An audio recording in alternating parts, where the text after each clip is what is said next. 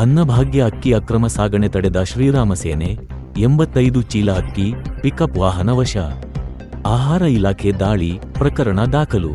ಹಾಸನದಲ್ಲಿ ಸರ್ಕಾರದ ಮಹತ್ವಾಕಾಂಕ್ಷಿ ಅನ್ನಭಾಗ್ಯ ಯೋಜನೆಯಡಿ ಬಡ ಕುಟುಂಬಗಳಿಗೆ ಉಚಿತವಾಗಿ ವಿತರಿಸಲಾಗುವ ಅಕ್ಕಿಯನ್ನು ಅಕ್ರಮವಾಗಿ ಸಂಗ್ರಹಿಸಿ ಸಾಗಣೆ ಮಾಡಲಾಗುತ್ತಿದೆ ಎಂಬ ಖಚಿತ ಮಾಹಿತಿಯನ್ನು ಶ್ರೀರಾಮ ಸೇನೆ ನೀಡಿದ ಮೇರೆಗೆ ಆಹಾರ ಮತ್ತು ನಾಗರಿಕ ಸರಬರಾಜು ಇಲಾಖೆ ಅಧಿಕಾರಿಗಳು ನಡೆಸಿದ ದಾಳಿಯಲ್ಲಿ ಸುಮಾರು 85 ಚೀಲ ಅಕ್ಕಿ ಹಾಗೂ ಪಿಕಪ್ ವಾಹನವನ್ನು ವಶಕ್ಕೆ ಪಡೆದು ಪ್ರಕರಣ ದಾಖಲಿಸಿರುವ ಘಟನೆ ಹಾಸನ ತಾಲ್ಲೂಕಿನ ಶಾಂತಿಗ್ರಾಮ ಹೋಬಳಿಯಲ್ಲಿ ನಡೆದಿದೆ.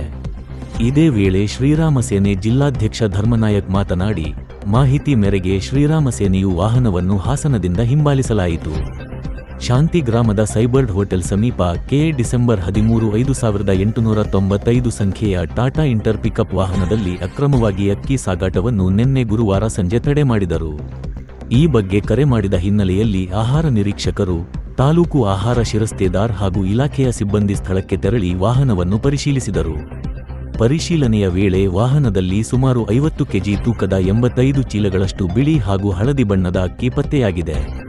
ಅಕ್ಕಿಯನ್ನು ಪರಿಶೀಲಿಸಿದ ಅಧಿಕಾರಿಗಳು, ಅದು ಸರ್ಕಾರದ ಸಾರ್ವಜನಿಕ ವಿತರಣಾ ವ್ಯವಸ್ಥೆಯಡಿ ವಿತರಿಸುವ ಅನ್ನಭಾಗ್ಯ ಅಕ್ಕಿಯಂತೆಯೇ ಮೇಲ್ನೋಟಕ್ಕೆ ಕಂಡುಬಂದಿದ್ದು, ಅದರಲ್ಲಿ ಸಾರವರ್ಧಕ ಅಕ್ಕಿಯ ಮಿಶ್ರಣವೂ ಇರುವ ಲಕ್ಷಣಗಳು ಕಂಡುಬಂದಿವೆ ಎಂದು ದೂರಿನಲ್ಲಿ ಉಲ್ಲೇಖಿಸಿದ್ದಾರೆ ಎಂದರು.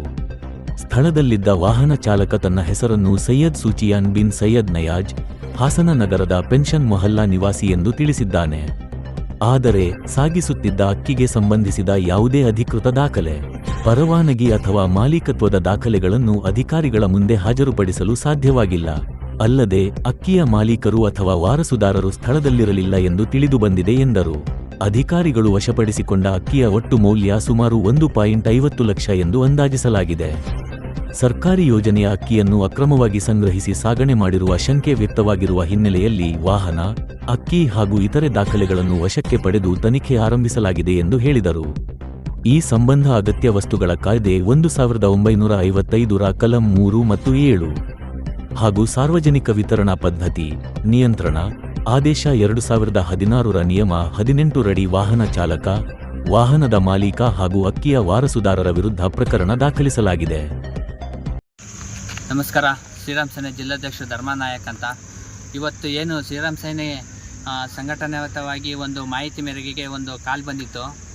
ಇದೇ ಬೆಂಗಳೂರು ರೋಡು, ಹಾಸನಿಂದ ಬೆಂಗಳೂರು ರೋಡಲ್ಲಿ ಒಂದು ಗೌರ್ಮೆಂಟ್ ಅಕ್ಕಿಯನ್ನು ಸಾಗಾಣಿಕೆ ಮಾಡ್ಕೊಂಡು ಹೋಗ್ತಿದೆ ಒಂದು ಟಾಟಾ ಎಸಿ ಅಂತ ಒಂದು ಮಾಹಿತಿ ಬಂದಿತ್ತು ನಮಗೆ. ಆ ಮಾಹಿತಿ ಮೇರೆಗೆ ನಾವು ಹಿಂದೆ ಚೇಂಜ್ ಮಾಡಿ ಆ ಗಾಡಿಯನ್ನು ಹಿಡಿದು ಅದು ಶಾಂತಿಗ್ರಾಮ ರೈಲ್ವೆ ಸ್ಟೇಷನ್ ಹತ್ರ ನಾವು ಅದನ್ನು ತಡೆದು ಪರಿಶೀಲನೆ ಮಾಡಿದು ಅಲ್ಲಿ ಇರ್ತಕ್ಕಂಥ ಅಧಿಕಾರಿಗಳೆಲ್ಲನೂ ಕರೆದು ಪರಿಶೀಲನೆ ಮಾಡಬೇಕಾದ್ರೆ ಅಧಿಕಾರಿಗಳಿಗೂ ಗೋಚರ ಕೊಂಡ್ಕೊಂಡ್ರೆ ಇದು ಡಿಪೋ ಅಕ್ಕಿ ಅಲ್ಲ, ಇದು ಗೌರ್ಮೆಂಟ್ ಅಕ್ಕಿ ಅಲ್ಲ ಅಂತ.